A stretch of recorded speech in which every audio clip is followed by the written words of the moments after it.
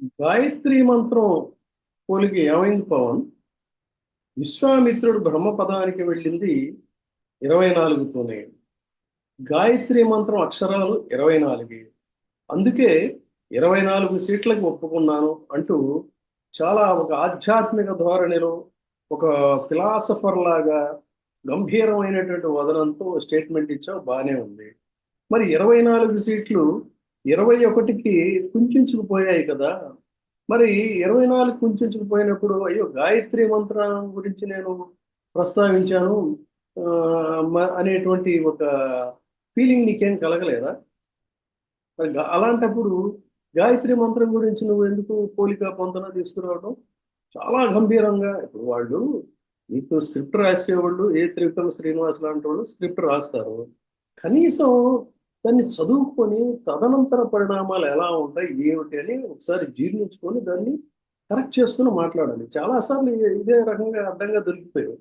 అయినా జనం గమనించరు అనుకుంటావో, లేకపోతే నువ్వు ఏది మాట్లాడినా కూడా చెల్లుతుంది అనేటువంటి ఒక తెంపరితనం తెలియదు. కానీ సాక్షాత్తు నీ 24 సీట్లని 175 సీట్లలో ఒక బిస్కెట్ల లాగా పడేసినటువంటి చంద్రబాబు నాయుడు గారు కనికరించి పడేసినటువంటి సీట్లు కేవలం 24.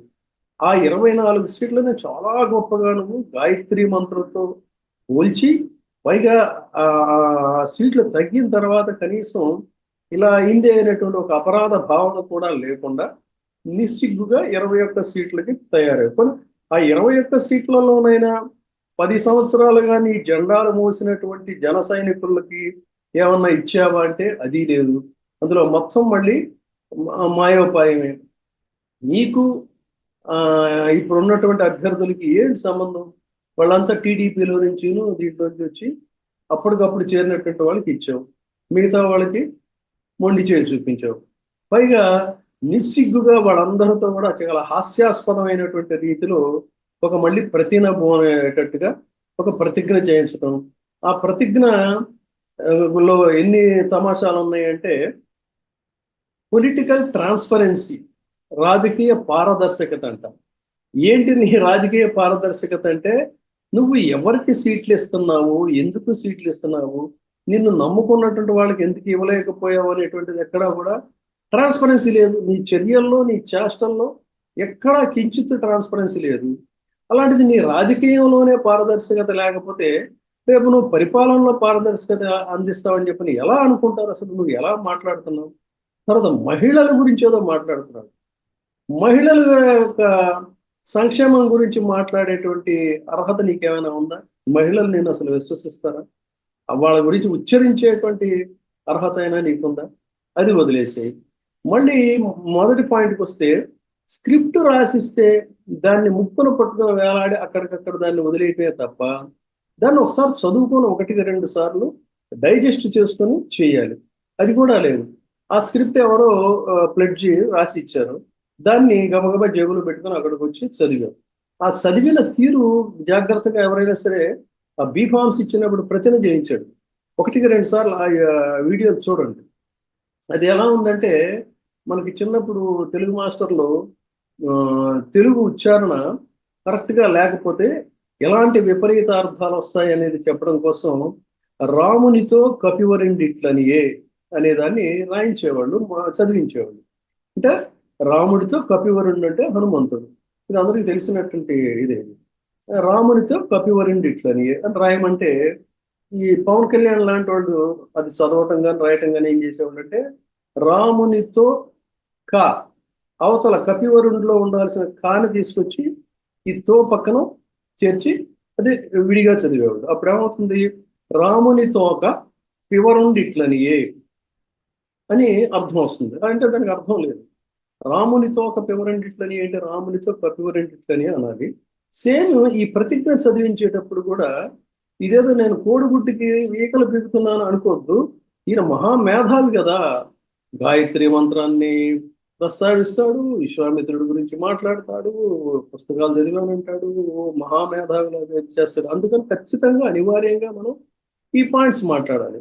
ఇది ఒక ఫ్లోలో రాసి ఇచ్చిన దాన్ని ఫ్లోలో చదువుతున్నాడు. ఫ్లోలో చదువుతున్నప్పుడు ఇది కూడా ఏమైందంటే, రెండు ముక్కలుగా విడిపోయి రామునితో పెవరండిట్లని అన్నట్టుగా ఇక్కడ వినండి ఒకసారి. కనుక వారికి జవాబుదారీగా ఉంటూ పారదర్శక పాలనను అందించాల్సిన కర్తవ్యం రాజకీయ వ్యవస్థ. తెలుగు వారి జీవన రేఖ పోలవరం పూర్తి.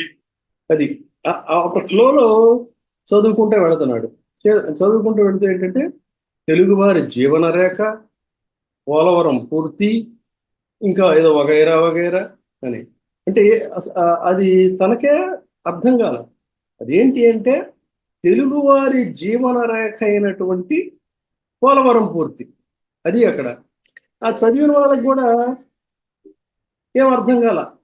తెలుగువారి జీవన రేఖ, పోలవరం పూర్తి అని ఇట్లా ముక్కలు ముక్కలుగా చదువుకుంటూ వెళ్ళిపోయాడు. అవన్నీ కూడా చదివితే ఎంత హాస్యాస్పదం అయిందంటే అసలు అందులో ఏది కూడా తన రాజకీయంలో ఆచరించి చూపించింది కాదు. అలాంటి దివాళా కోరు పనులన్నీ చేసి కేవలం మొత్తంగా నీ సీటు, నీ నాదెండ్ల మనోహర్ సీటు, ఈ 2 సీట్లు తీసి పక్కన పెడితే కేవలం జన సైనికులకు ఇచ్చినవి ఈ 21 సీట్లలో గాయత్రి మంత్రం సాక్షిగా కేవలం 6గురికి నువ్వు జన సైనికులకు ఇచ్చిన సీట్లు అంతే.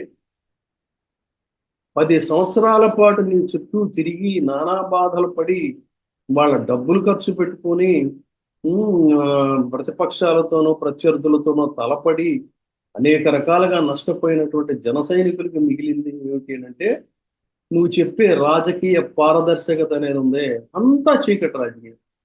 చేసేదంతా చీకటి రాజకీయం. చంద్రబాబు నాయుడు గారితో కలవడం, నువ్వేం మాట్లాడుకుంటావో ఏం చేయబోతావో లాస్ట్ మినిట్ వరకు కూడా తెలియదు. అంత చీకటి నోసుగులో నువ్వు రాజకీయాలు చేస్తా, రాజకీయ పారదర్శకత గురించి మాట్లాడే నైతిక హక్కు నీకు ఎక్కడ ఉంది?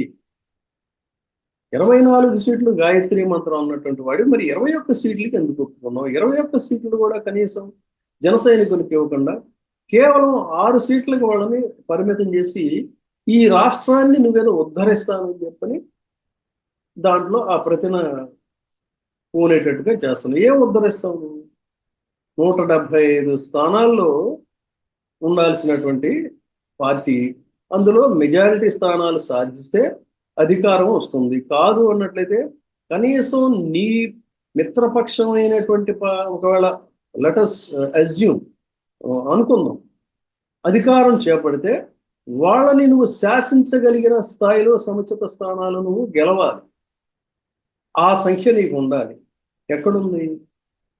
ఏమీ లేకుండా ఊహాజనితమైనటువంటి అంశాలతో నువ్వు నీ దగ్గరికి వస్తున్నారు కదా వాళ్ళు పిచ్చోళ్ళు, ఏదో నీ కాళ్ళకి దండాలు పెడుతున్నారు కదా అని చెప్పని నువ్వు ఏది పడితే అది నువ్వు మాట్లాడి కాసేపు గాయత్రి మంత్రం అంటావు, కాసేపు విశ్వామిత్రుడు అంటావు, కాసేపు రాజకీయ పారదర్శకత అంటావు, కాసేపు ఏమో పోలవరం పూర్తి అంటావు. ఇట్లా నీ మాటలకి, నీ చేష్టలకి, నీ చర్యలకి ఎక్కడ కూడా సంబంధం లేదు.